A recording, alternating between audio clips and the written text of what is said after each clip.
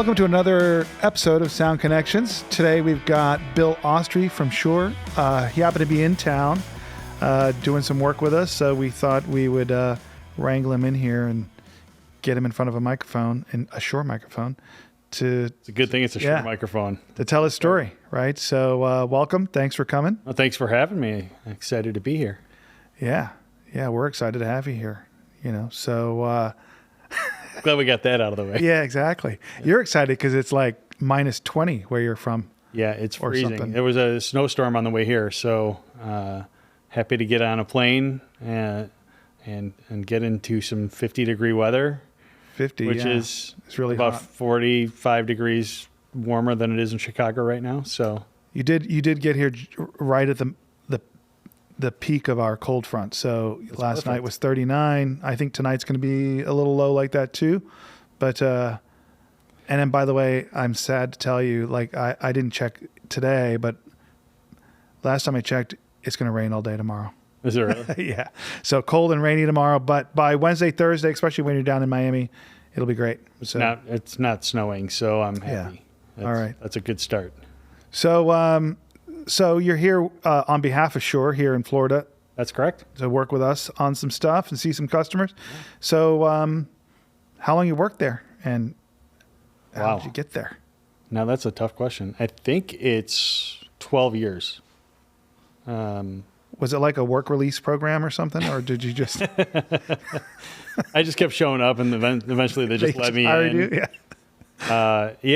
I worked for another manufacturer prior to this for several years, and eventually I was connected with the right person through another rep, and said, hey, they were looking for someone to fill in the market development position, and my background just seemed to be just kind of the right fit for that, and I was lucky enough to get an interview, and the rest is kind of history. Nice. Who'd you have to interview with first? So I interviewed with Jim Shantz. Yeah, I know Jim. Yeah. That must have been fun. At the same time, a little scary. Yeah, it was probably the most comical interview I've ever been a part of. It was he's so funny. I mean, he's just a great person to interview you, and then of course Rick Renner and the whole line I had. Man, Rick's already been there more than 12 years? Yeah, he's been there longer than me. Holy smokes, time flies. I think he's a year more than me. Okay. All right. So the market development position, so back then we didn't have the pro and systems divided, right? So you were... Yeah, actually pro, systems, and retail were all still under the same umbrella. Okay. So when I came on board, was right about the time that we were about to release. It was just before MXW came out, I believe, and ULXD. It's all jumbling together. That's how long I've been there. But at that time, it seemed to make more sense that we could do a little bit more benefit to our customers and to the company by splitting off the pro and systems as its own group. Right. And retail had its own vertical as well, so we could actually cater to the customers a little bit better and do each one of those verticals a little bit more justice. And then it was so successful then that we had an opportunity to once again split off pro from systems, just because those are two very different groups as well. And it's been really successful for both the company and the customers, because we can get a lot closer to the needs of the different aspects of the different verticals. Because you've got someone that's a retailer, they don't really need to know about what's going on in the broadcast studio, for example. Yeah. Who doesn't need to know about what's going on in the corporate boardroom? So that way we can tailor to each one of those groups and have specialists associated with each one of them. Right. So it's been really good. So now you're our regional sales manager for Pro, but what drew you to the business development position? I mean, to me that sounds like a fun gig. Like I see some of the other BDMs and what they get to do for their jobs, but what drew you to that? Well, so prior to Shure, I was with another manufacturer and I was sales manager there. which was actually my second go around with that manufacturer, because I took actually a 3-year hiatus away from the industry. Okay. And I had a company with my brother in Chicago. So prior to that, I worked with that manufacturer for a couple of years as a system sales engineer.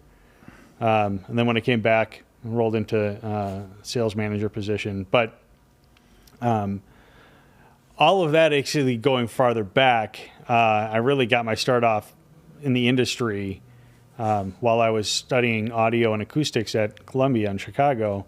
I did several internships, and one was with a company called Bridgewater Custom Sound, which if you're from Chicago and you are in audio and production, everyone has taken their turn there. I don't even know if they're still in business. I don't think they are anymore. But everyone that, it was like a rite of passage.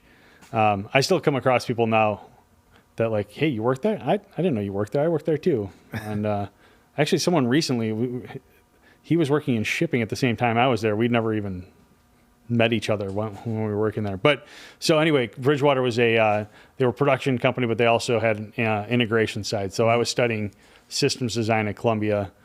So I did an internship there, and then I got hired, and I was working there. And then I had an opportunity to do another internship at a company called Kierkegaard in Chicago, doing an acoustics internship. So I started there under the acoustics umbrella, and then one of the other fellows there realized that I knew the systems design side, so he kind of snatched me and took me under his wing, and really just fostered my growth in that side of the industry. And so I worked there for a little while. So what kind of firm were they? Were they consulting or? Consultant, yeah, Okay. I was a consultant. So mostly performing arts facilities, so Right. concerts, theaters, things like that. And it was great. It taught me a lot, and I got a chance to learn to speak with all different types of individuals in the industry, from architects to the end users to everyone in between, right? Mm-hmm. So it was really good. And then I had an opportunity to move to Florida. So I moved to... Yeah, you told me that story once, but... Yeah, that was a wild ride. And I went to work for another company down in Miami, and I got down there, so I'm from Chicago. I got on a plane, left very stormy, middle of winter Chicago. I landed, I saw the palm trees, and I was sold like instantly.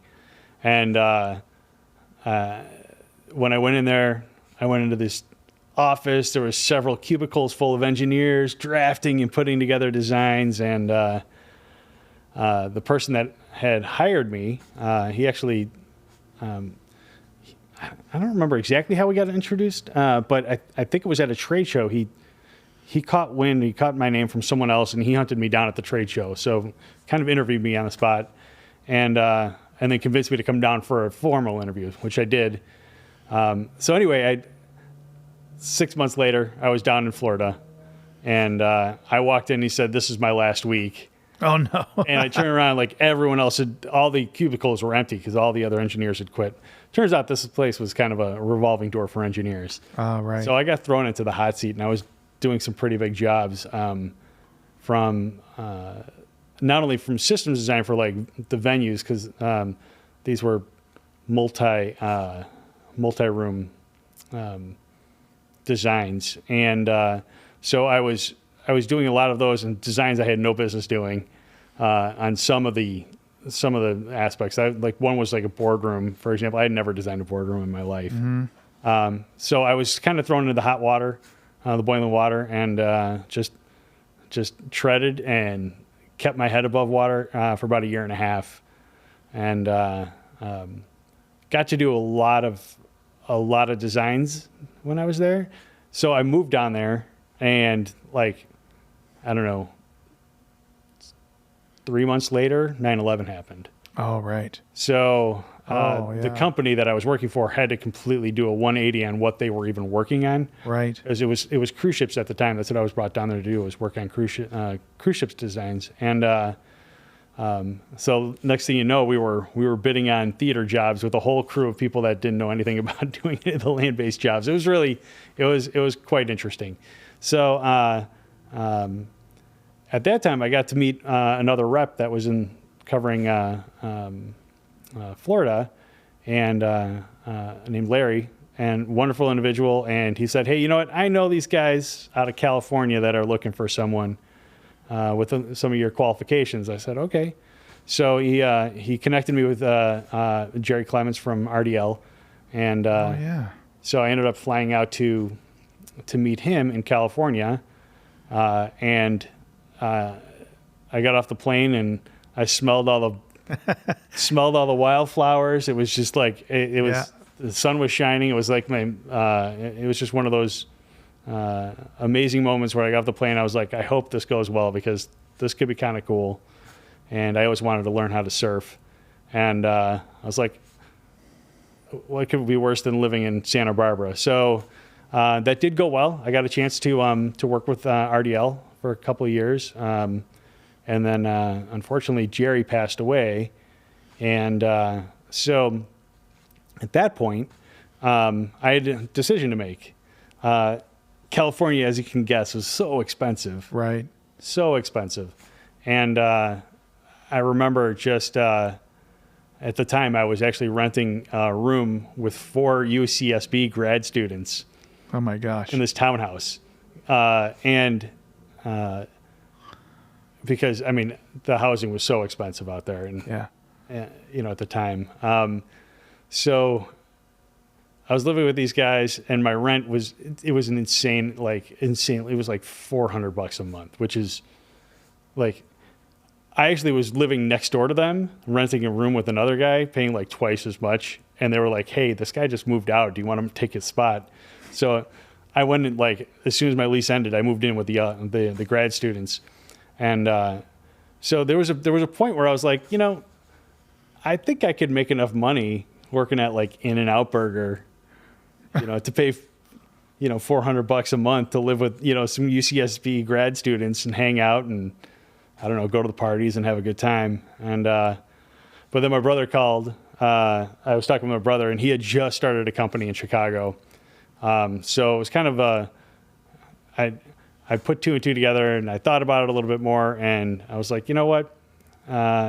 This was maybe an opportunity for me to go back to Chicago and be closer to my family, and because I'd been gone for a couple of years at that point. And I ended up having a printing and mailing company with my brother. So it was a good time. Yeah. There's nothing like running a business. I'm sure you can attest to the complex nature of managing multiple different employees. Not that employees are bad, but everyone's got a personality, and then you've got worse, like, which is the customers. Not worse. I mean, customers are great. No, it's a challenging gig, right? It's a challenging gig, and it can be rewarding, but it can also be draining, right? It can be draining. So we had an amazing group of people that were part of it, and there was a lot of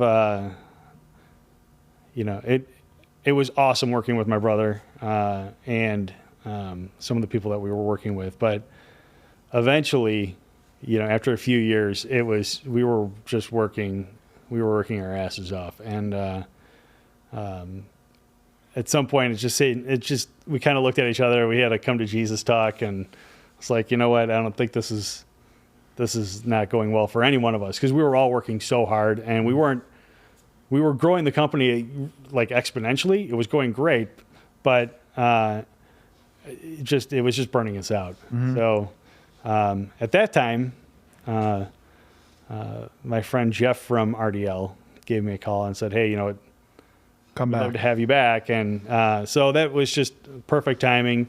And but you didn't have to move to California that time, or did you? That time I did not. Right. So you had to stay in Chicago and work for RDL? Yeah, so I could work out of Chicago. Yeah. And because I was, traveling all all the time anyway. It was travel. Exactly. So it's quite common. It just made more sense for them and for me. And although I wouldn't have if they told me I had to go move back to Santa Barbara, I probably would have been fine with that.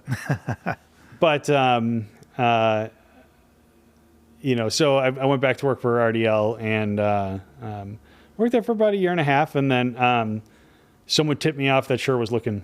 So right. I threw my hat in the ring. Yeah. Hometown. Yeah. And, that's what everyone, everyone from Chicago is like, that's, if you're in audio, that's the company. Yeah. That's the company you want to work for. Right. And I've been totally blessed and lucky up to this point. Us too. There's lucky and blessed. I don't know which one comes first. Sorry. Yeah. Knocking this around. But it's been a tremendously rewarding ride at this point, up to this point. So I'm curious, two things, but we'll start with the first. So if we go way back, why audio? Like, so many people in our industry are musicians. Aren't you? Yeah. So when did that start then? And when? I've got a family of musicians. Okay. For the most part. Like that gypsy band you were talking about? Or no? not quite a gypsy band. So I'm the youngest of five. All right. And I've got four older siblings, and all of them, except for one, my oldest brother didn't play any instruments, I don't think. But he definitely was, in choir and stuff like that. So he sang, but my sister played piano and timpani and percussion, and my brother Jim played the drums, and my brother Pat, he played the bass guitar. So there was always music at the house. So I like the music outside right now. Like, you hear that? You hear the car. It's like a car. I'm a drummer, and I can't hear anything anymore. Okay. Everything like 4K and above. It's just all right. Well, no, this is low. This is low. Like, okay. Boom. Well, I guess everything below 4K is also. So anyway, so you had this family, your brothers and your sister. Yeah. So we had there was always music at our house, and my brother went away to college, and he said, so I'm the youngest of five, but there's like a 7-year gap between me and the next oldest brother. So I was the I guess I don't know. Yeah. My mom always said I was intended. Yeah. I'm like, yeah, whatever. That's what she tells you. Yeah, exactly. So when my brother Jim went away to college, he was like, okay, he couldn't bring his drums to college, so I just commandeered him, and so I started playing when I was about 5. All right. 5 years old, and when he came back from college, this is the story he always tells. Like I was like, can you do this? Can you do this? And I just kept like, because he was my older brother, I wanted to be better than him, right? Right. So eventually he just looked at me, was like, just keep the drums. Keep the drums. Yeah. Nice. But we always had amplifiers and PA, and we had pretty funny. We had this set. Have you ever seen those custom, like the vinyl covered column loudspeakers with custom amplifier? Have you seen those? Yeah. We had one of those. It was like nice. So how'd your parents feel about all this? Like all you loud? They loved it. They were cool. Yeah. What about your neighbors? They're cool. I think I think in general, I mean, we had a really, really tight block where I grew up, and a lot of the neighbors thought it was awesome. Yeah. So cool. Yeah. You must have been talented. Otherwise, they might have had something to say. I would love to say that I was talented, but I think my parents probably deserve an award, like any other parent of a percussionist. Percussion, yeah. We had another drummer here on the podcast, and similar. Yeah, just parents were very patient. And, I don't know. Encouraging. I don't know how they did it. Maybe maybe when I wasn't looking, they were actually out of the house because I was playing. I just put on my cans and just started playing. So you go from, starting drums at 5 to playing you play in high school? Like, were you in band or in a band? I was in a couple of bands in high school. So I was in the school band, Well, first couple years in high school, I was into sports. Then I blew out my knee, so then I joined marching band, and so I joined the marching band and also the jazz band and orchestra, I think. Eventually, I joined the marching band and actually became a music major in college. So eventually I moved into that. But through high school, I was in garage band, a garage band, I guess, a couple of them. And we used to play these awesome epic shows. I mean, they were pretty fun because we were totally mischievous. And but we'd take over someone's house and we'd probably have like between 100 and 200 people at these houses. Oh, wow. And there was our band, and then there was one or two other bands that we were all just totally playing into house music parties, and having fun. And nice. The shows were pretty awesome, and we had a lot of fun doing that. One of the bands, I still love the name of it. So we only played one show because we got asked to play this show at the school outdoor during lunch. But we decided to put together this band. It was called Hooked on Sconics. I still love the name. That's a great. It was that's a great band. name. Yeah. We played one show, and the bass player broke a string in the middle of it, and we got like 4 songs, and then we stopped. We never played again. Oh my gosh. That was pretty awesome. That's a shame. But and then like college was. So college. But how'd you get from drummer to like acoustics? I mean, I don't know many people that purposely go to college for acoustics. So how'd you figure that out? So acoustics was the the 7th major that I had. Okay. So I started off. Funny enough, like it's going to go crazy. So I went to SIU for originally for aviation because I wanted to go be a pilot. And I got there and I was like, I was like, what am I going to do? So what was it you didn't like about that? I was just curious. I just, I think I thought about it more, and I was like, that's not really. Yeah, your heart wasn't in it. It'd be like fun to get a private pilot's license and maybe fly, but not doing commercial. Yeah, work, that didn't really seem that appealing to me after a while. I think I didn't really have a plan. Right. It's probably the reality. I didn't know exactly what I wanted to do, but so I picked aviation, and SAU was like one of the best schools to do that. So that's where I went. One of my brother's friends went there for aviation. He did really well. So I was like, I'll just go there.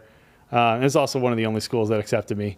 I wasn't exactly the best student in high school. In high school, I was a B student, but so I got to SIU, and I was like, well, I'm here. I might as well just get my gen eds out of the way. And then I was like, well, I'm like, they've got marching band, they've got orchestra, and I joined it, and then I realized like this is really what I wanted to do. So I decided to become a music major and studied the marimba.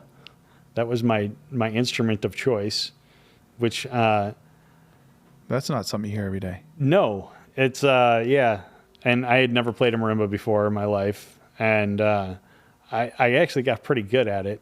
But I was nothing amazing. Like, there's prodigy. Like, how many marimba players do you know? Like, I don't. Obviously, only one now. Obviously, there's a theme that like I didn't really have a plan here. I was just kind of like just winging right? it.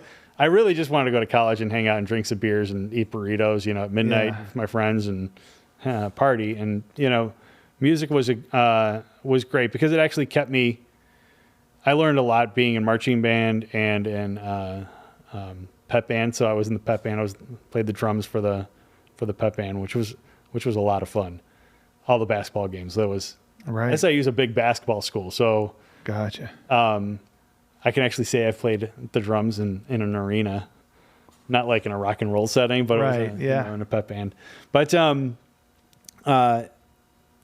was lots of fun. But at a certain point, you kind of got to come to reality. It's like, the hell am I going to do with a marimba? Performance degree, it's like, so I didn't want to eat peanut butter and jelly sandwiches the rest of my life. Not that if you do eat peanut butter and jelly sandwiches, that's totally fine. It's fine. That's something I want to do. Yeah. So I was like, how can I make money in audio? Like, You start to grow up a little bit. You're in college and you're growing up a little bit, starting to think about longer term. And of course, I was like, well, how do you make money in music? You go into recording because you can make tons of money in recording, right? Yeah. Lots of money. Yeah. So, I finished up my 2 years at SIU, and I realized it's like, I'm just going to go back. So I remember seeing the literature from Columbia College, and I went and applied, and they have a recording program, I assume. They have an audio arts program. At the time, they didn't actually really have a full-fledged acoustics. It wasn't called the audio. Now it's called Audio Arts and Acoustics, I believe. At that point, it was just part of the audio division. Right. But then I got there, and the very first day in orientation, they're like, you get the whole auditorium was full of like, it's probably, I don't know, a couple hundred kids in there, right? Because they're all going to be like recording engineers. Yeah. We're all going to be famous. We're going to make money. Yeah. And I'll never forget it. The person walked on the stage and said, "Who's here to become a recording engineer?" And everyone put their hands up. I'm going to do that. I'm going to do that. And they looked and said, "None of you are going to be recording engineers, but we're going to show you how to make money in audio." And and then they did follow it up and say, "If you really, really want to learn recording, and we will set you on the right path to do that." But that was kind of an eye opener. I was like, okay, well, then I realized, well, they've got live audio, so yeah, that's the path I went down, was starting to study live audio. Got to learn from Feedback Jack Alexander, who was one of the main live sound guys there, and I had a chance to take a few classes with him, but then I realized quickly that there was this audio systems design side of it, designing systems, and I didn't even know that was a thing at the time. So I started studying that, and then as I was into that, they were talking about how acoustics were so important. So then I took a couple of acoustics classes. I was like, this is really what I like.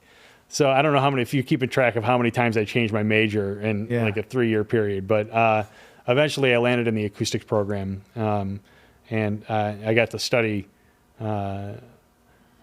all aspects of acoustics, mostly room acoustics and vibration control, and it was awesome.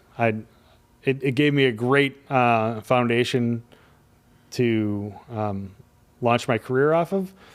But the other thing that was really important is that they focused on making sure that you did internships, and that was probably the best.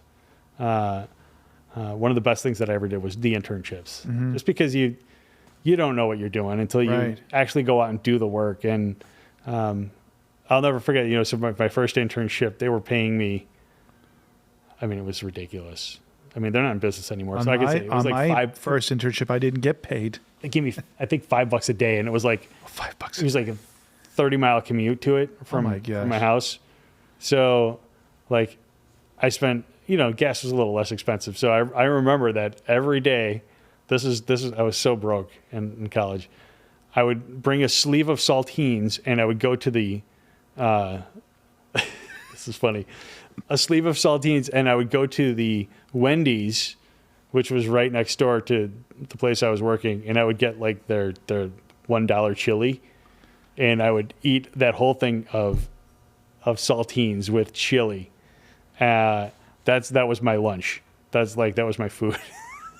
So all this time, I mean, I was doing the chili's pretty good though. What's that? The Wendy's chili. I mean, it used to be. I haven't had it in years. I haven't had any. Yeah, I'm kind of done with it. I think. Maybe I'll try it. Might have gone off it now, right? I'm getting kind of hungry. Maybe we'll go for some Wendy's after this. Yeah, let's go to Wendy's. Yeah, how about it? Double stack and some. I have another friend that loves Taco Bell. I haven't been to a Taco Bell in 20 years either. Yeah, I feel like I have to try it. They just built one not too far from my house in Oak Park. I don't know. I might expose the daughters to it, but I don't know. I keep wanting to do it, but I think the chili's safe though. You can try that. Yeah. Maybe, yeah. Anyway, so I don't know where I just kind of. I don't know. We were just talking about your college career. So you went. Yeah. So I was just curious how, somebody, some people I think are, I don't know, I don't even want to say lucky, but just some people have it all figured out really young and know exactly what they're going to do, and they go and do it and they enjoy it and love it. And other people have to, like you, have to kind of figure it out along the way. But that's why I was curious, because acoustics, I don't, it's not often I run into somebody that, sort of early on in their career decided, yeah, I'm going to go and study acoustics. Yeah. Right? And then ends up, It's just, the path just kind of winding through the program at Columbia. It's just, there, and this is the case in any aspect of any industry. There's just parts of the industry that you don't even realize exist until you're exposed to it. And that was kind of the best thing about that program. So do you ever go back to these schools and talk to some of these students? I actually did. I did guest appear. Mm-hmm. Yeah. I didn't teach. They had me come in as a sort of ask someone that worked at Shure, to talk about Q&A type. Yeah, Q&A, how we progressed through the program. And, so while I was doing all this other stuff, by the way, I was working actually a couple full-time jobs. I was driving a moving truck at the time through a good chunk of college. And then I was also working construction. So all these things that I was just doing, and I was playing a lot of gigs, and I was doing actually live sound. Mm-hmm. I had a lot of things going on. Yeah.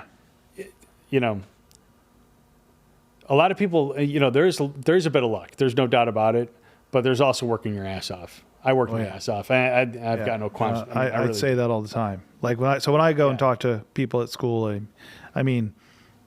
some people might say I'm lucky, but the luck or opportunity or blessings, whatever they are, only come if the people around you see that you deserve it, right? So Absolutely. You work hard, you deserve it, and then opportunity will come, right? Yeah. So, and audio is funny because there are a lot of musicians. There's a lot of people that go into audio, and then they just totally screw it.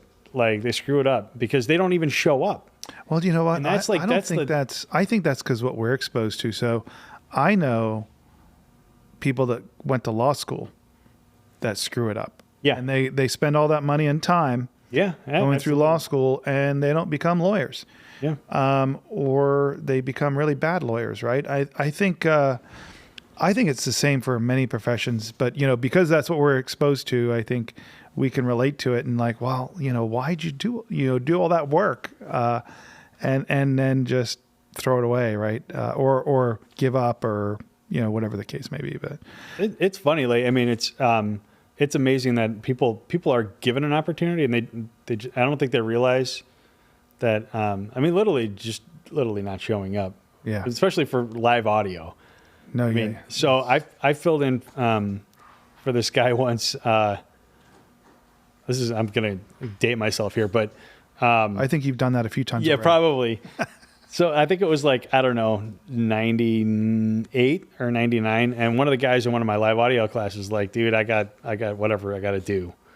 It was something stupid. He's like, I need someone to go do this show for me at this place called I believe it was called Record Breakers in Arlington Heights, Illinois. And I was like, what's going to pay? He's like, you might get $50 or something like that. So I had no idea what I was getting into. So I show up and, I got everything tuned up and rang out the system, and this band came out and they kicked ass. They were awesome. And I was like, these guys are fucking awesome.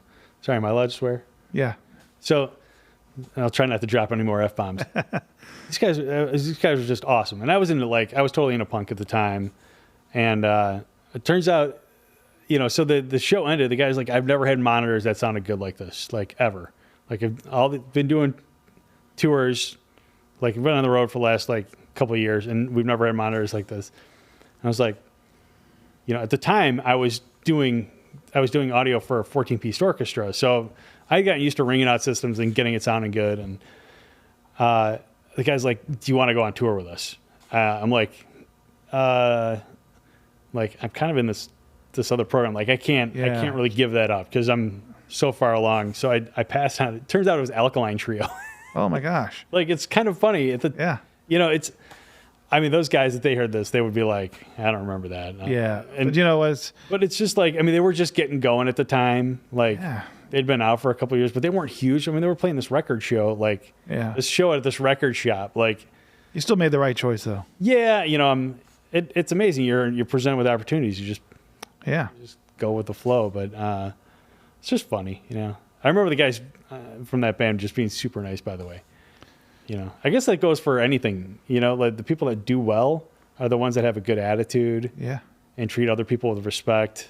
Yes. And, you know, you see that with musicians treating, like any live audio front of house or monitor engineer knows that the minute that the band starts giving any one of them shit, they have complete control to make that band sound like ass. And they will, because, you know, I mean, why not? I mean, obviously people on a major tour are not going to do that. I would never do that. You would never do that because, again, there's still, you do the right thing even when somebody's not right. So I think that, you know, which people are more likely to go out of their way to help you if you treat them with respect. Yeah. And that's a really important thing. Yeah. I agree. Are you a musician? No. Well, I did see a guitar. There's a guitar, and I took up the guitar. I was around music my whole life, but I took up the guitar, and then I got into this industry and worked so hard that I just gave up all my hobbies. You gave them all up. Yeah, but however, I did get a new guitar recently because I plan on taking it back up.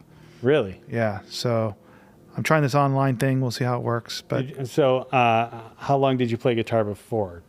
Only like a year and a half. Oh, really? Yeah. So it's gonna be a struggle.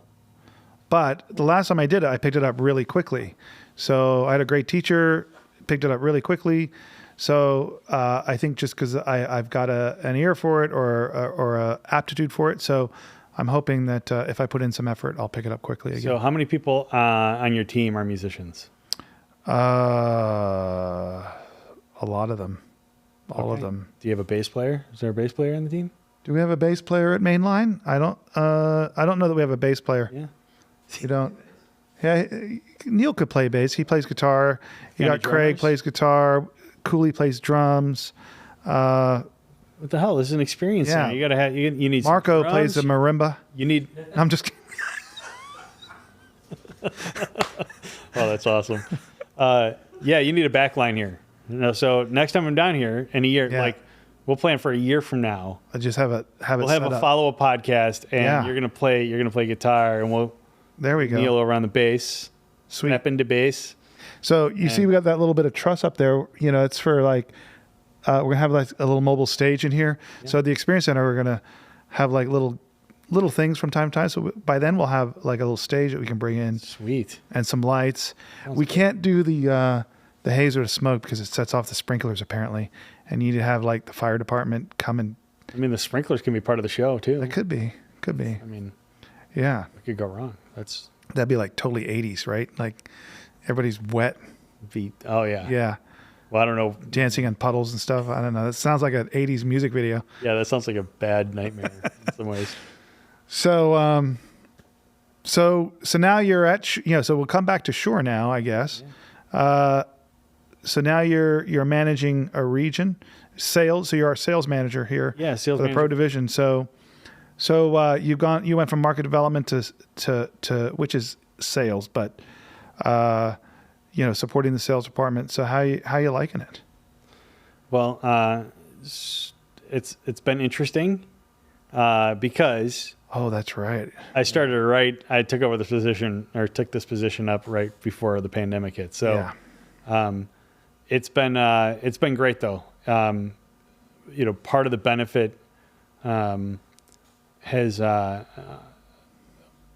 my position is that I was actually able to hire someone to take over my old position, and the people I worked with were all awesome. Like the other market development, Ben and Jen, and we hired Jason, who was actually on one of your other podcasts.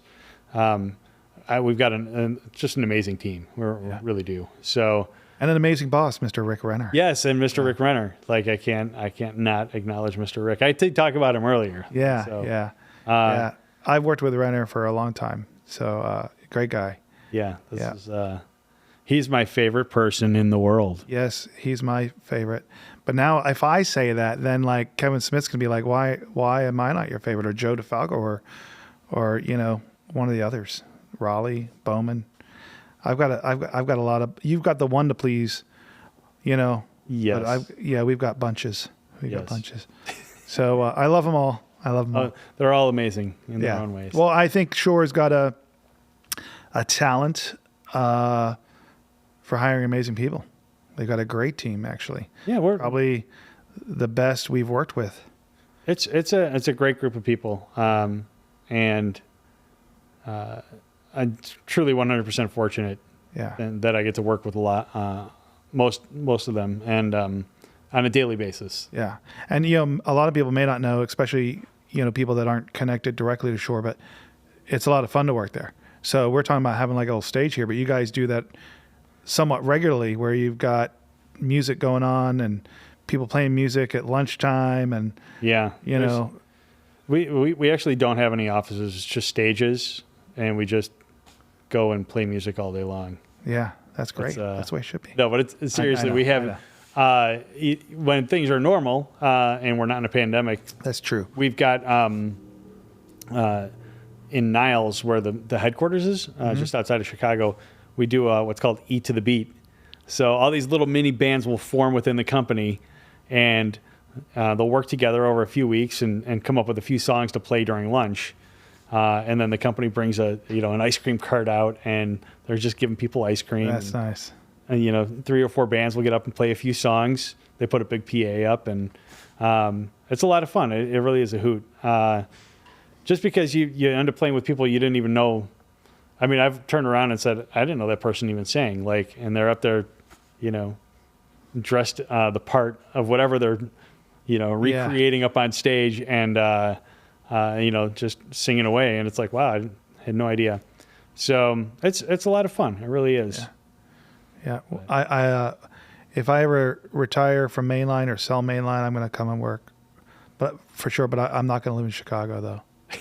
I like the idea of Chicago. I like the idea of living in a big city. I love big cities. Yeah. But as long as it's just in the summer only. In summer only? Yeah, yeah. Well, you can keep your place here and get a place in Chicago, and you just go back and forth. That's Maybe you can talk to the higher ups. Powers that be? Yeah. Just see if they can make that work for me. Just let me know when you want to throw your hat in the ring. Good deal. Well, I think that's cool. Thanks for coming. Thanks for having me. Yeah, I think it was a great conversation, and I think hopefully somebody talked a lot. Was there really the real conversation was only been like towards the end there. It's like I think I talked too much. Well, we can keep talking if you want. No, I've got all night. I feel like I just talked too much. No, that's what it is. It's like that's why the microphone's in front of you. Thanks, Neil. It's like yeah. So no, it's all great. It's good. It's really good. So I enjoyed it. So now we're gonna we might have another beverage here and then pop off to dinner. We might even get some chili at the Wendy's, or that could be an appetizer. So we get, because I don't think it's $1 anymore, by the way. Probably. I think it's like $5. I don't know. I don't think they have a $1 menu anymore. So anyway, well, thanks again for coming. Thanks for having me. Enjoyed having you here, and hope you all join us on the next Sound Connections podcast. Thanks for listening.